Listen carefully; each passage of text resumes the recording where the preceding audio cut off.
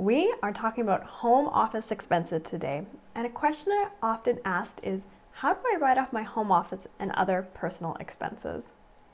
In this video, I'm going to walk you through our home office Excel template, which can be a little intimidating. I hope that by the end of this video, you will feel confident moving forward.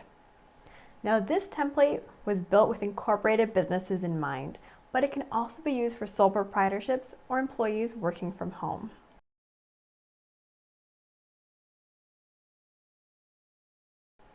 Home office expenses.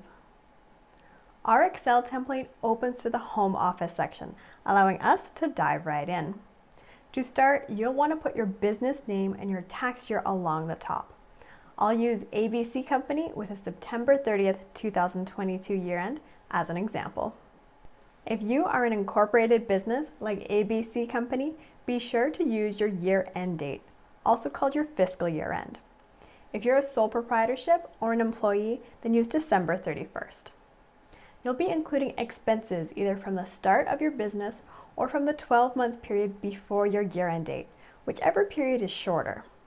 In our example, this would be October 1st to September 30th, 2022 for our incorporated business. If you're a sole proprietorship or employee, this would be January 1st to December 31st, unless your business started partway through the year. Next, we'll want to enter our home office square footage. Now, this area has some surprising tax risks. Capital gains tax could be applied on the business use portion of your home when it is eventually sold. For example, if you've claimed 35% business use to maximize your write-offs, then you could end up paying 35% on any profits experienced when you eventually sell your home. This includes use under a corporation, sole proprietorship, rental property, or for employment use. Now, the good news is that CRA allows a reasonably small portion to be used without tax complications. The bad news is that CRA does not define reasonably small. Conservative estimates generally range from 5% to 15%, while more aggressive claims are usually 20 to 30%. The portion of your home to use is calculated by either square footage or the number of rooms.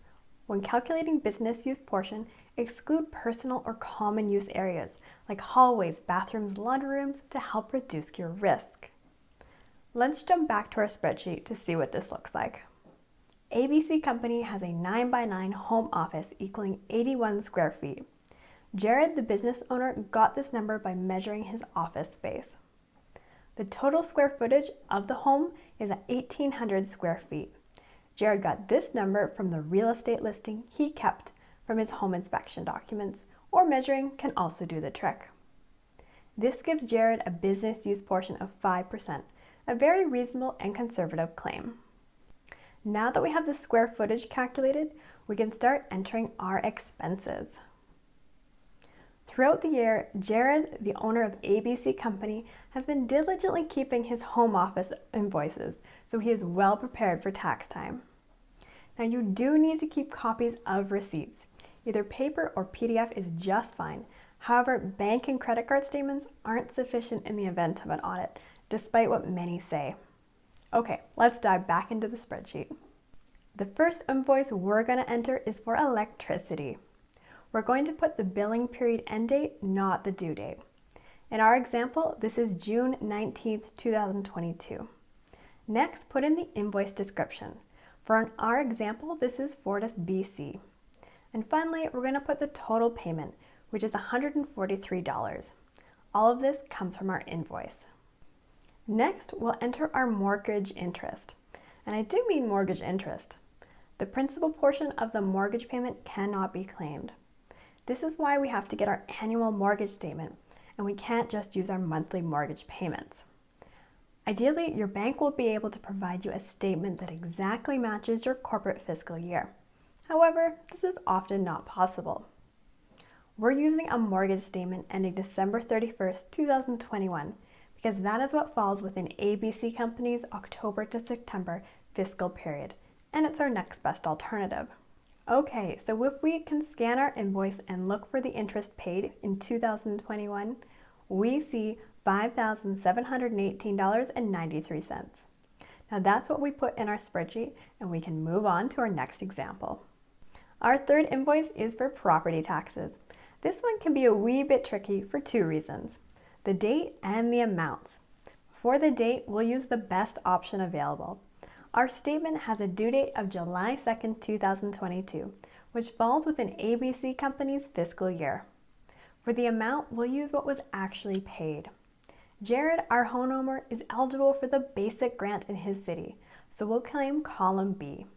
On our spreadsheet, we'll enter $2,845.88. Okay, so we've gone through a few examples. Be sure to go through the rest of the spreadsheet to claim all of your write-offs. If you need extra lines, move your mouse to the number along the left, then right-click and select Insert. You can also highlight multiple numbers at once. Again, right-click and select Insert to add more. As we've been entering information, you can see that at the top of our spreadsheet, the total home office expenses and total deductible home office costs has been calculating for you. Now, to make sure your formulas are working, click into a cell along the bottom, then click into the formula bar along the top. A blue box will show up and details the total area being calculated. We can drag this box up or down using the tiny squares along the top, or change the formula in the formula bar up top to ensure all of our data has been included. Now that we've gone through the basic home office template, let's jump over to our cell phone and home internet expenses. Cell phone and home internet expenses. Our last two Excel tabs along the bottom are very similar to each other, so I'm only going to go through the cell phone worksheet to save time. Let's head on over by clicking the cell phone tab along the bottom. Our worksheet starts off with some information surrounding GST.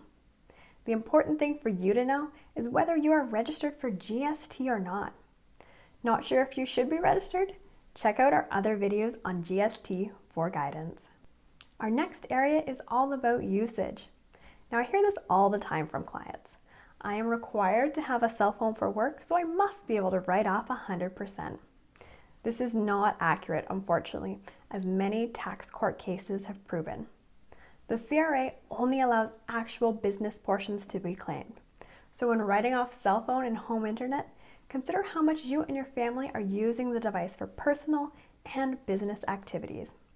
You could check the app usage times on your phone to give you some idea. In our example, I'll use 60%. Next, let's look at an example. Once again, we'll put the invoice date rather than the due date. So I'll enter August 23rd, 2022. Then we'll enter the description, and I'll put Shaw Business. Our invoice total is $279.29. Now, if I am not registered for GST/HST, I'm going to leave this next column blank. But in our example, I am registered for GST, so I'm going to put $12.45. So what's next?